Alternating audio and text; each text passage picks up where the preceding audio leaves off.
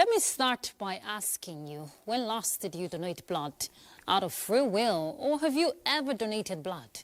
Well, if you haven't done it before, you should consider it because you just may be saving a life. Today, Nigeria joins the rest of the world to mark World Blood Donor Day, a day to raise awareness on the need for safe blood and blood products, and to also thank voluntary and unpaid blood donors for their life-saving gifts of blood by recognizing their selflessness and generosity as they continue to save lives. This year's campaign slogan is very apt: give blood, give hope, together we save lives. Looking at the narrative for Nigeria, health experts say there seems to be a gap in blood donation, especially low voluntary donation rates, misconceptions about blood donation, inadequate infrastructure for storage, among other aspects of concern, which largely contributes to blood shortages across blood banks in the country. Despite the myth around blood donations, which makes some persons avoid anything that has to do with that, how can existing donors, both new and old, be encouraged to give blood regularly in order to ensure a stable and sufficient blood supply across the blood banks in the country? Tonight, our focus is on World Blood Donor Day, safety and availability. And our guest is Professor Sale Yuguda, Director General, National Blood Service Agency. Thank you for joining us. This is Weekend File. I'm Ruth Aguele. Why don't we begin with the news first?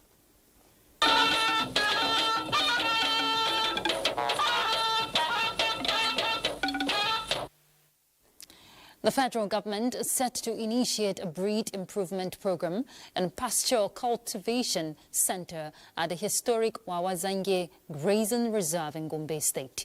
Minister of Livestock Development, Idi Mukhtar Miha, revealed this when he undertook a facility tour at the Grazing Reserve, reiterating commitment to transform the livestock industry in line with the Renewed Hope agenda. Yusuf Jika reports. The historic Wawazange Grazing Reserve in Gombe State has a total landmass of 1,144 hectares with potential to house thousands of herders and provide large-scale business opportunities to industry players despite challenges of infrastructure.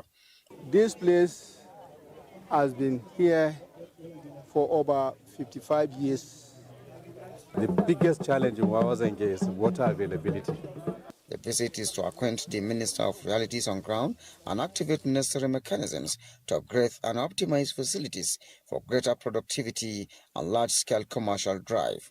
Other infrastructure to receive attention of the Renewed Hope agenda and the Grazing Reserve were school, primary health care, veterinary clinic, road network, among others, to provide an enabling environment for breed improvement and pasture cultivation in the Grazing Reserve. Wawazange should come back to life.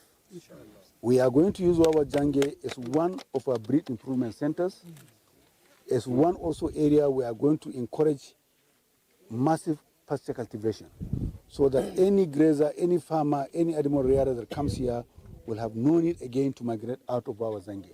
We did a design on canalization of water because the main issue in this grazing reserve is water. Whatever investment you will do here, if you didn't solve the issue of water, you will have problem. Highlight of the visit was the inspection of the ongoing rehabilitation of one of the dams being carried out by a livestock productivity and resilience support project. In Gombe, Yusuf Jika, NTA News. One city at a time, Nigeria is implementing a comprehensive inclusion of displaced persons of the society. Their resettlement going hand in hand with empowerment and skills acquisition.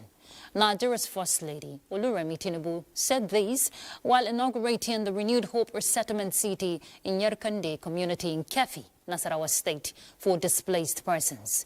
State House correspondent Adeni Taiwo reports. Yakande village is a serene community located in the deep recess of Kefi, Nasarawa State. Its skyline is now dotted with the Senator Oluremi Tinubu IDP Resettlement City, established by the National Commission for Refugees, Migrants and IDPs, and currently home to about 239 persons of concern who have been displaced from their homes. Flying on the wings of compassion, Nigeria's First Lady Oluremi Tinubu is here to put a name and voice behind ongoing federal government efforts to give the IDPs a new lease of life and promote their inclusion. Today's occasion represents progress in a national effort to restore hope, dignity, safety, and patriotism to fellow Nigerians who have been displaced from their homes due to circumstances, communal clashes, and natural disasters. The inauguration of the city is a milestone, but to effectively change the narrative for the IDPs, she says there is more to be done.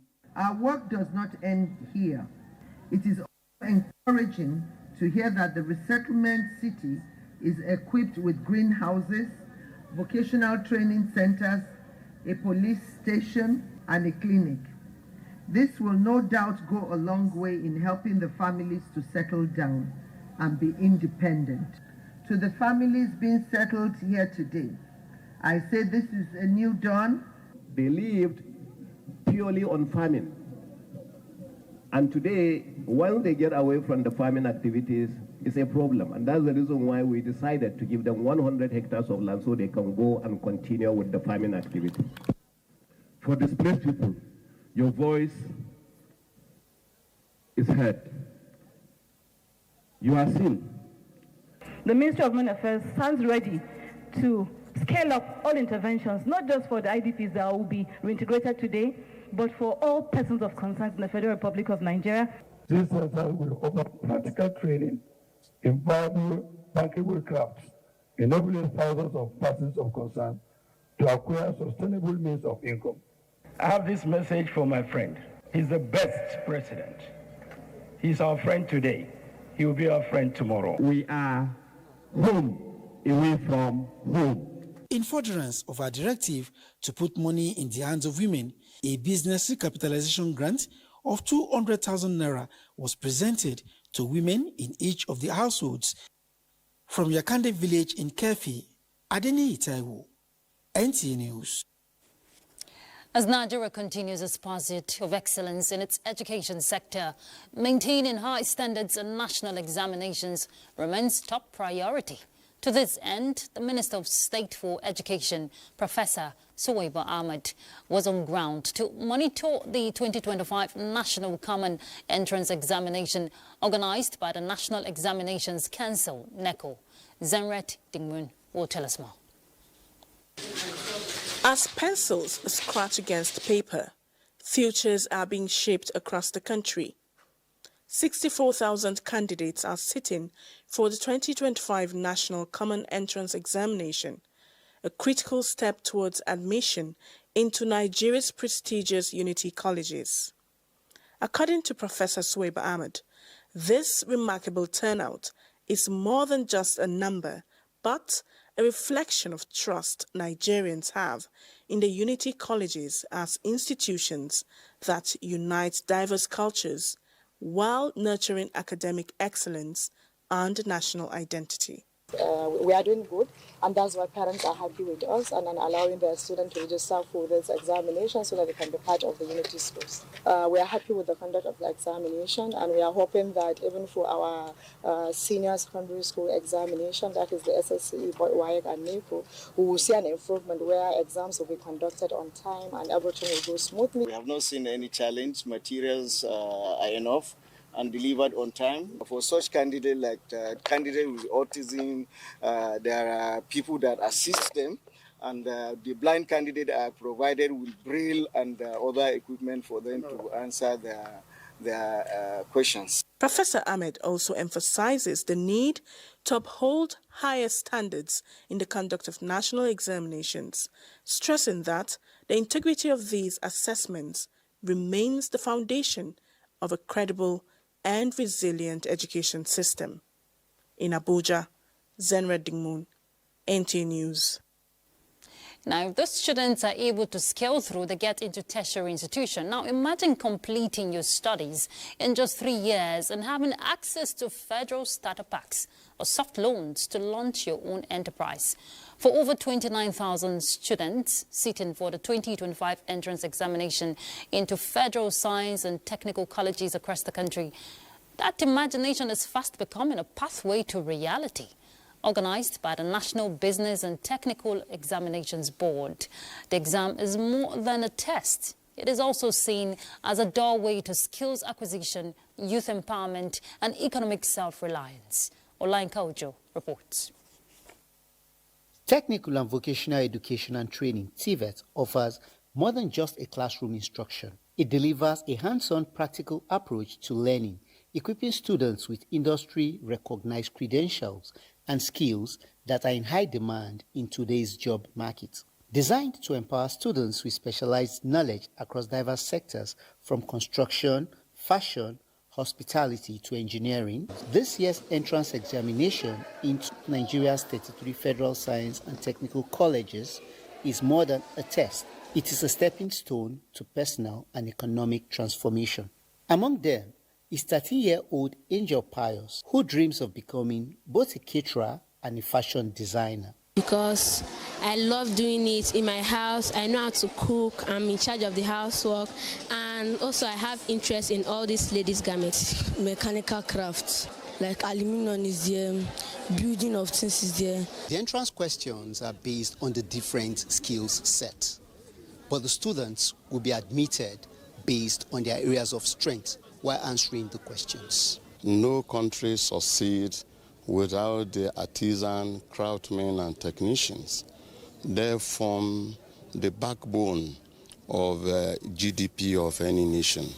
Then apart from the opportunity it affords parents, being that we are given the privilege that is going to be tuition free, it's another motivation.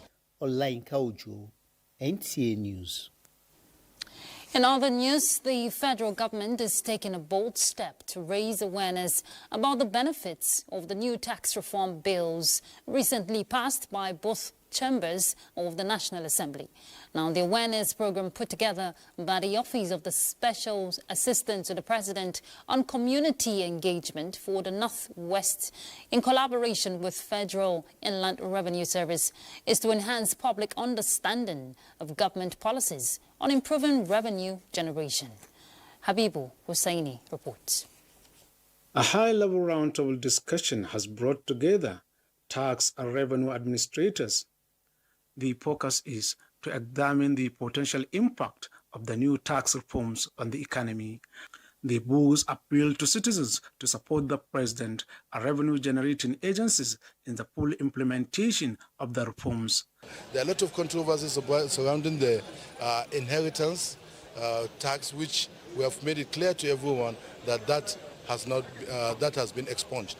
We have also said to people the military too have been exempted from tax, and then other areas like on food items, that is on commodities, there's no tax on commodities, on healthcare, and even on education.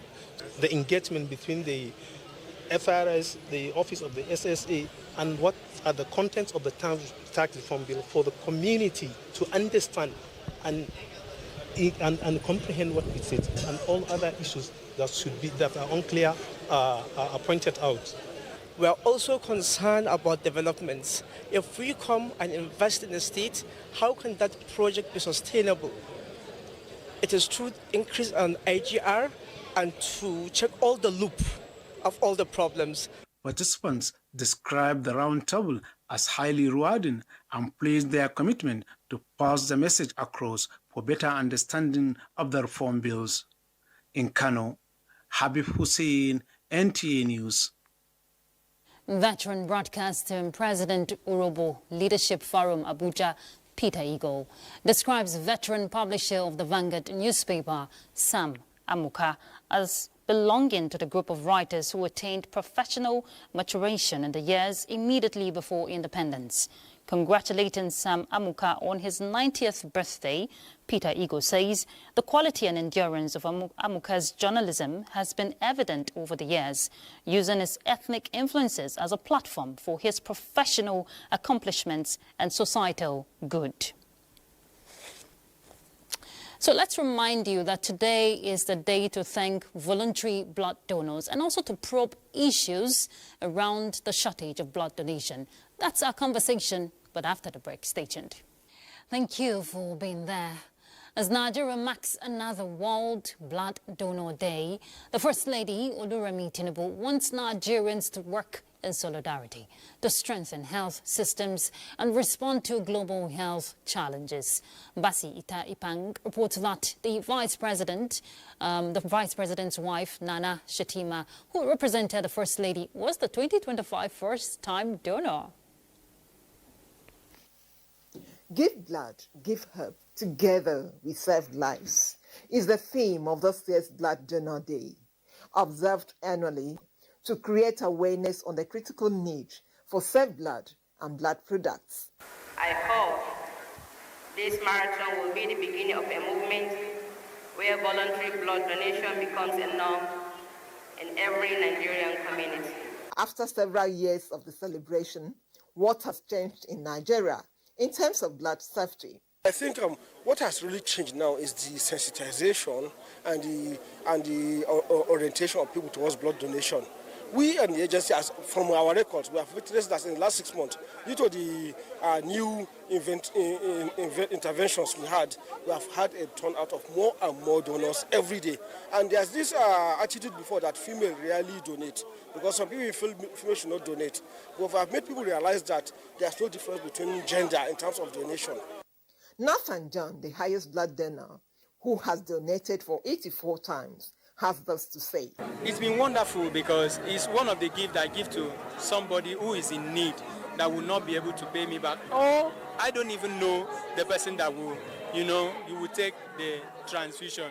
And each pint that I donate like this, it takes 3 lives to be saved. The day was also used to celebrate regular donors. Basi Taipa, NTA News. Well, the World Health Organization says Nigeria needs an estimated 1.8 million units of blood per annum. But voluntary non-remunerated blood donation accounts for only 10% of the total collection in the country.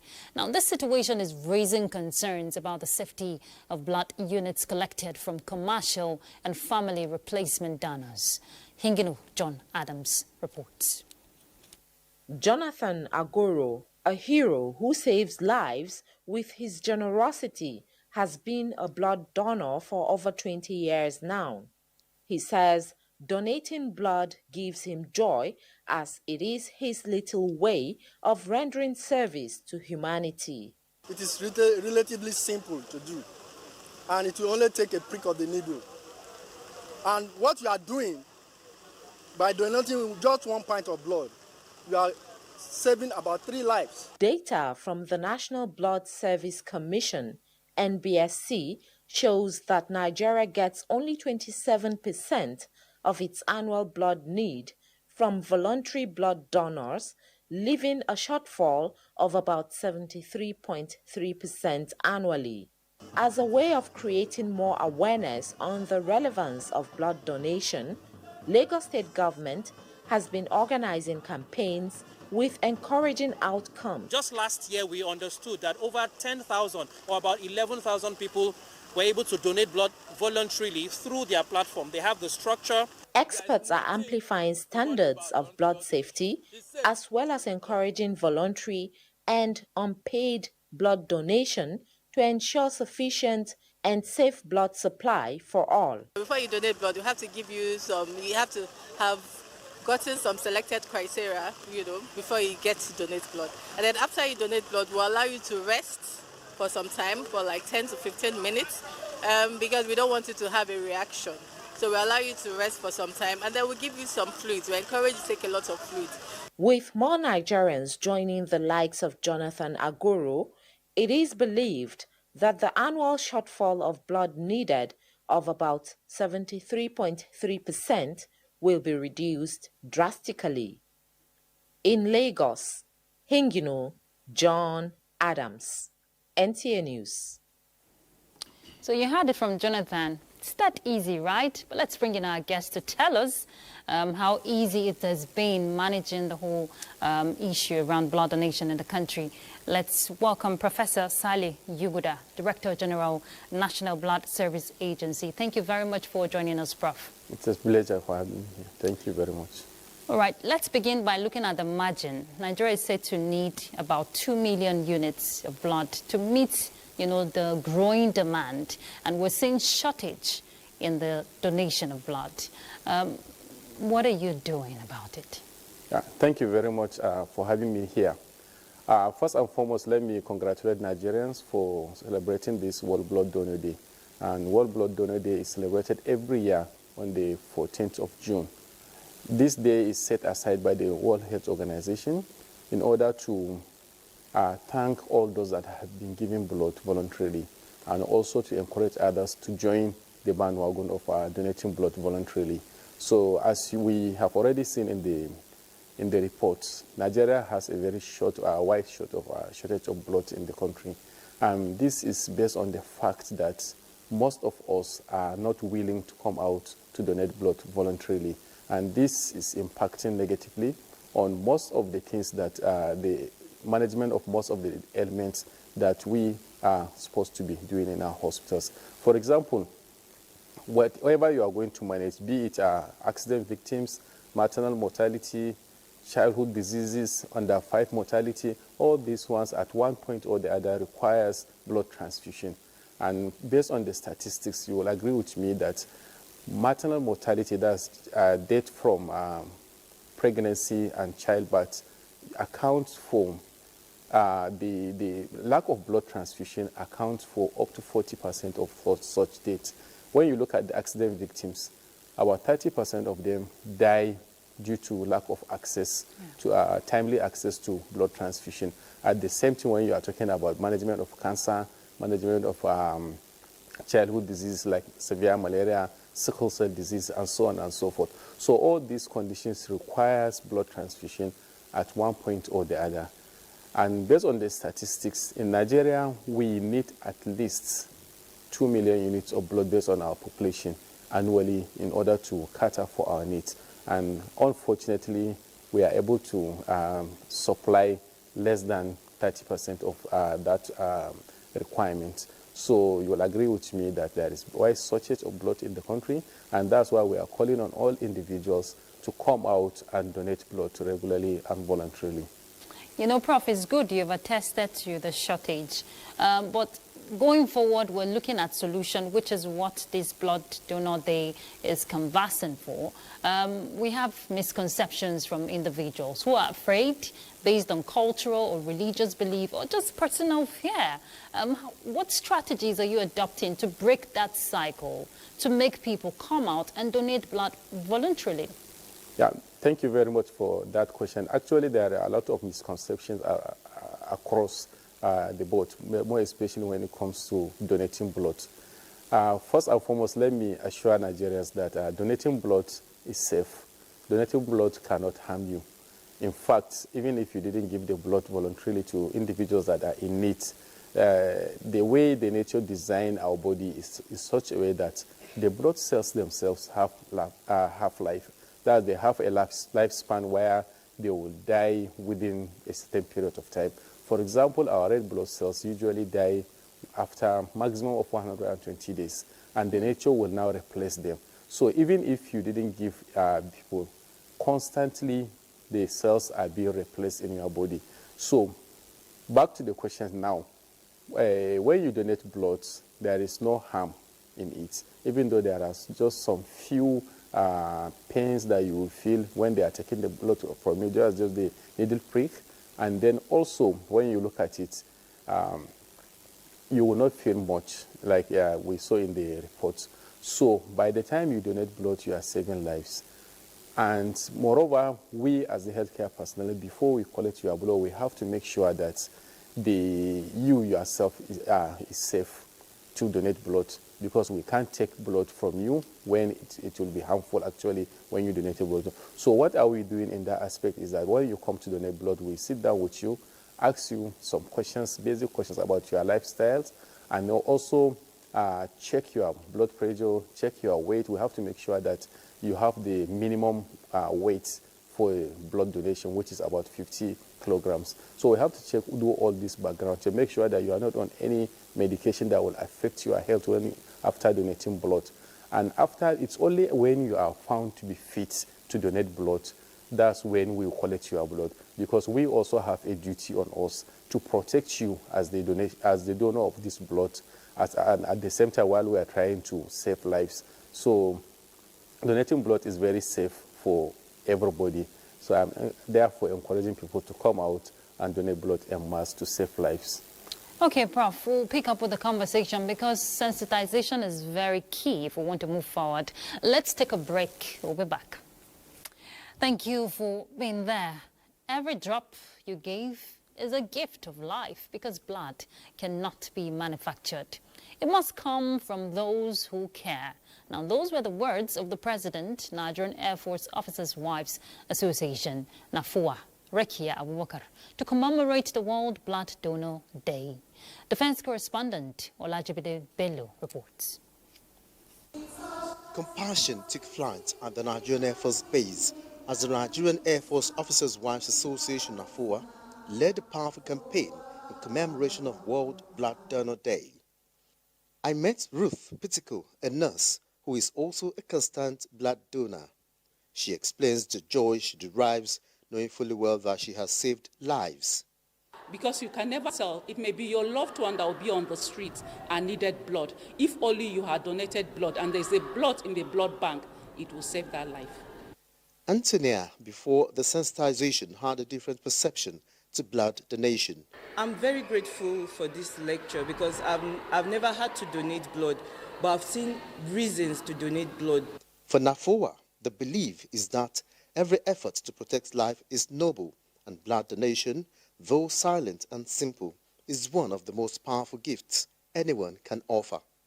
That is why we've taken this step to not only raise awareness, but to explain the process and encourage more members of our community to embrace this vital act of service. People think if they donate blood, they will keep it even after like 1 year or like 5 months it can be used. No, the shorter the duration you keep the blood, the better. From raising awareness to saving lives, NAFUA reminds us that saved blood saves lives. Be a donor, be a hero.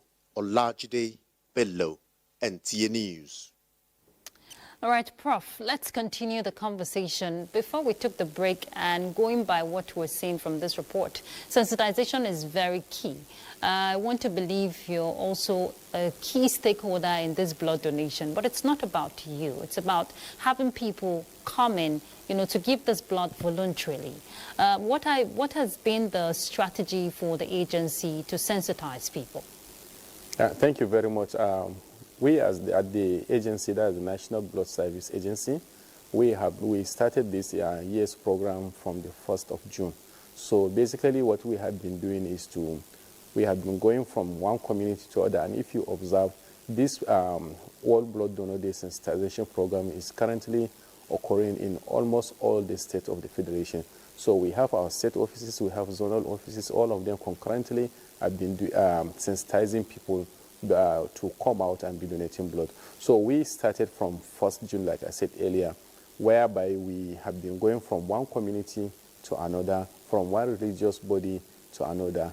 All of them, we are just preaching one word to them: please be a voluntary donor. So yesterday, we also had our road walk inside Abuja here, and today we had the mini marathon where it was graced by the First Lady of Federal Republic of Nigeria, Senator Oruremi Tinubu, who was represented at the occasion by the wife of the Vice President. So we had the mini marathon where we had many youth organizations and also women organizations participated in the program.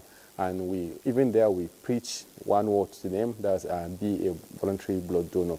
And we also we are also going to continue this program until the end of the month. So the strategy we are adopting is to engage almost all the stakeholders in the country that are very important, right from our donor partners, more especially the WHO, and all the armed forces are there. They are also partnering with us. There are many NGOs that are partnering with us, also working towards this, encouraging people to come out and be donating blood. And we are also going from one religious body to another. We have been into the mosques and the churches, all of them partnering with the religious bodies in order to preach the gospel of donating blood voluntarily. Because when you look at it, donating blood is an act of selfless acts where you help somebody that you don't even know. And there is no more sacrifice that you can do to humanity. And like you said earlier on, blood is something that cannot be manufactured in the laboratory. And the only way we get blood is when you and I agree to be part of this bandwagon of voluntary blood donors. And that's the only way we can achieve the gaps we have. Okay, so let's delve a bit into the capacity of the agency. I know there's about 17 blood collection, testing and distribution centers across the 6 geopolitical zones and the FCT. And there are plans from reports that, the agency is trying to scale up the process. So what is the update? Where are you now? Because it's one thing to have these people come in, you're encouraging people to come donate blood, and there's not enough room to, enable that to thrive. So thank you very much for that question. So when we came on board last year, if you look at the history, the programs, the National Blood Service Agency started as a program about 20 years ago under the Federal Ministry of Health. Then the federal government of Nigeria felt it deemed to establish a standalone agency which will take care of the needs of Nigerians. And this led to the establishment of our national signing of the act that establishes the National Blood Service Agency in 2021. And then for the first time this year, under the Mr. President's Renewed Hope initiative, we have a significant increment in our budgetary allocation. Because when we came on board last year, we look at we did a mapping and we look at the baseline. We did a baseline survey of our facilities. Like you said, we have 17 offices across the country, including the 6 regional offices. So we have a very big infrastructural gap in almost all our centers. Storage was a problem, is also a problem. Power supply, and also the vehicles that we are using. So this year, under the Renewed Hope initiative of Mr. President, we have a very significant increment in our budgetary allocation. In fact, for the first time in history, we have more than 30%, 30 times increment in our budgetary allocation. And what we are planning to do now is to revamp all our storage facilities across the country, that in the 17 states, and also to expand the capacity of such offices, so that each of our offices will not just be a blood collection center or storage center. It will be actually a center of reference for almost all the hospitals in the country. And we at the agency were also partnering with the Association of Local Government of Nigeria. We have already signed an MOU with the national leadership of ALGON, whereby we will establish at least one blood collection and storage facility in each of the local government of the country. So that's what we are doing now to boost the capacity. And also on the issue of human capital development, we have already signed an MOU and we got the grant. We have already gotten approval. We are establishing a training center, because in Kano, actually, we are establishing a training center for blood transfusion medicine in Kano. And this is based on the fact that we observe currently there is no any formal postgraduate training center for blood transfusion, because it's one thing to have enough blood available. And the other major challenge that we have in the country is inappropriate use of the little commodity that is available for us. So we now felt that we need to train our health workers, healthcare personnel, in order to be appropriately using this blood when it's available. So that's what we are doing as the agency. Okay, Prof, of course, I won't let you go without asking this very crucial question. You may have been asked, in some quarters, but even today, when I mentioned, oh, this is the conversation today, the first thing that came to the mind is, I can't give blood voluntarily because it's been sold, allegedly. I'm sure you've heard the concerns of voluntary sale of, donated blood. How would you respond to that to clarify the situation? Yeah, thank you very much. I will not run away from accepting the fact that there is blood racketeering going on in the country, we know. But what I can assure Nigerians is for every blood that you give us voluntarily, we make sure that we use it judiciously because we distribute this blood to the community. But one major thing that I want to explain here is that most of the hospitals, they don't sell the blood. They actually charge for the services they render. Because when you get a blood, you need money to collect the blood bags, you need money to screen the blood, you need money to do blood grouping, you need money also to transfuse that blood to the patients. So there are a lot of things that is going on in the background in the laboratory in order to make sure that that blood that we are giving the patient is actually safe for them. So most of the hospitals, that's the money they charge. They are not actually selling the blood, collecting money for the blood itself. Because when you look at the National Health Act 2014, it clearly states that selling any part of our human body in Nigeria, including blood, is prohibited.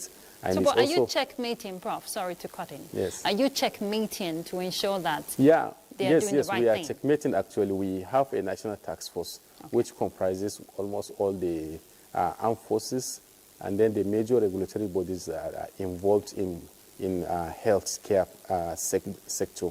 The more especially the NAFDAC is there, the Medical and Dental Council is there, Medical Laboratory Council, Nursing Council, they are all part of the task force. So we also have the responsibility to regulate and make sure that each blood establishment in the country is adhering to the minimum set of criteria. So the method we are adopting now is to digitalize the system. We have already started, I mentioned here some times ago, that we have already signed an MOU with a company whereby we want to make sure that digitalize the whole system of blood collection, whereby we can be able to trace every pint of blood that is donated in Nigeria, right from the donor to the patient. So we are on that, and very soon we will launch it across the country. Thank you so much, Professor Sale Yuguda. Thank you for clarifying issues and also enlightening Nigerians on the need to donate blood. Thank you very much. Thank you very much for having me. And if it's your first time, thinking of going to donate blood after hearing this conversation, make sure you eat first. But to know that you're giving hope, you're giving life to someone you may not even know. Let's take a break. Thank you for staying tuned. 31 housemates are jostling for the ultimate prize in the Season 2 Repacked Empire Mansion reality show. A boot camp by Achieving Greatness Limited and Empire Mansion. The show is aimed at empowering youths with business skills and innovative ideas. Joel Papola reports. Like the saying, many are called but a few are chosen. After a rigorous selection process, these are housemates of Empire Mansion Season 2. They are professionals from different fields of human endeavors.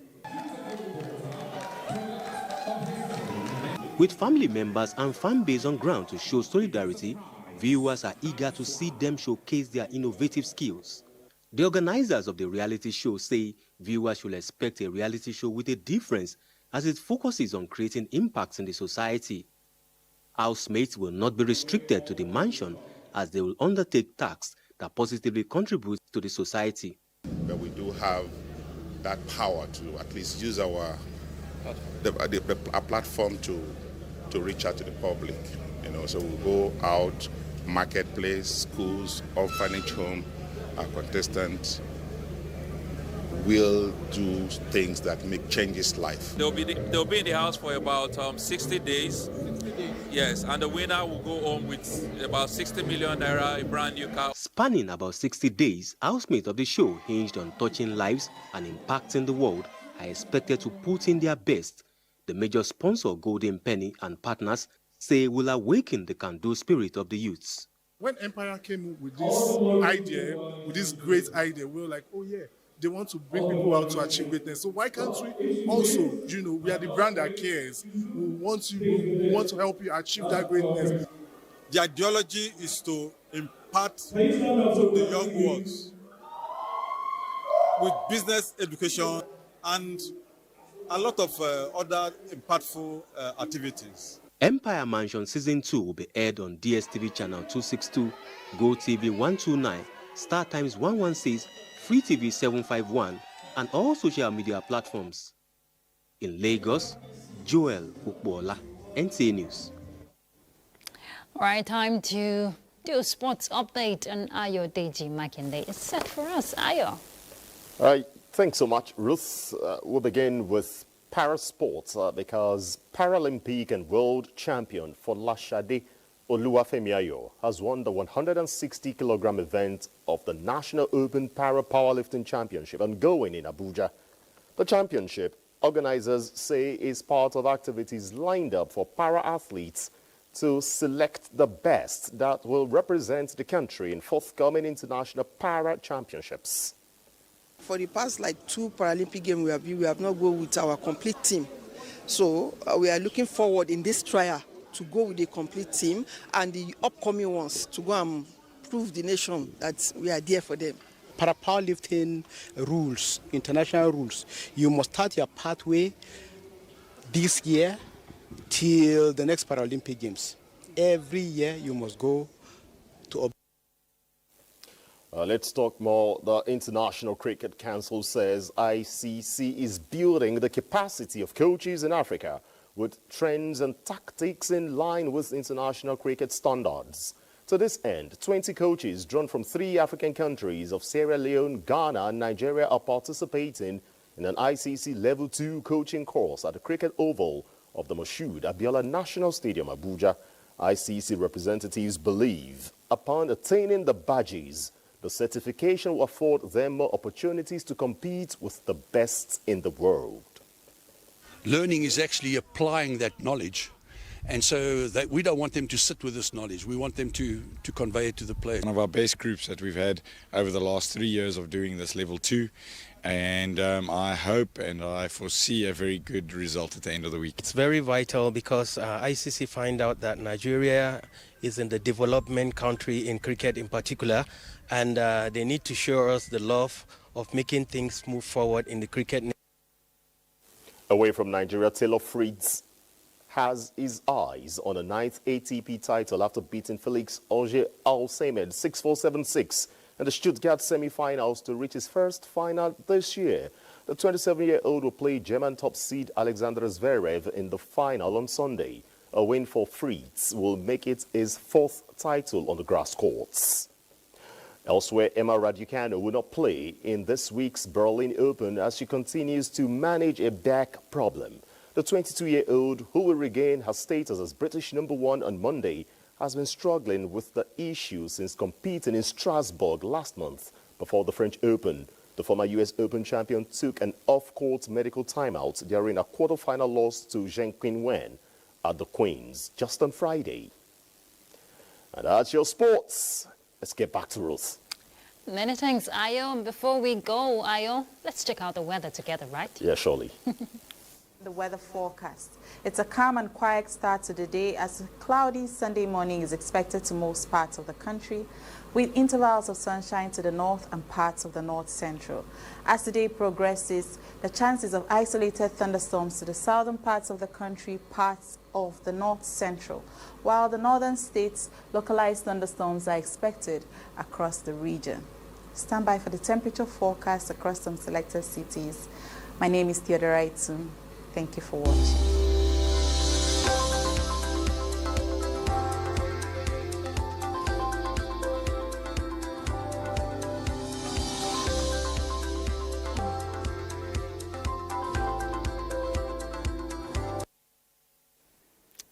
You're wondering why I'm smiling? Well, tomorrow, Sunday 15th June, is a special day. Special because it is Father's Day. Yes, a day set aside to honor and appreciate fathers, father figures, stepfathers and uncles for the bond and care they demonstrate and the positive impact of such on the society. I guess you remember some special moments you had with your dad while growing up. The sacrifices to make sure you become who you are today. And for those whose dads are still around, the fatherly advice you get in moments of critical challenges and life's decisions can't be bought with money. So why can't you make time out tomorrow to appreciate your dad? Is distance the challenge? Not at all. Telephone, bank transfer have made it all easy. Please get across to your dad and put a smile on his face. And if he's within reach, meet him with one-on-one, with a resounding peck or a hug. After all, he won't be with you forever. Take advantage of the day and make it a memorable one with some pictures, of course. That picture you may have with your dad might become useful someday. So go to bed with this assignment. See you again next week. Enjoy your night. I'm Ruth Aguele.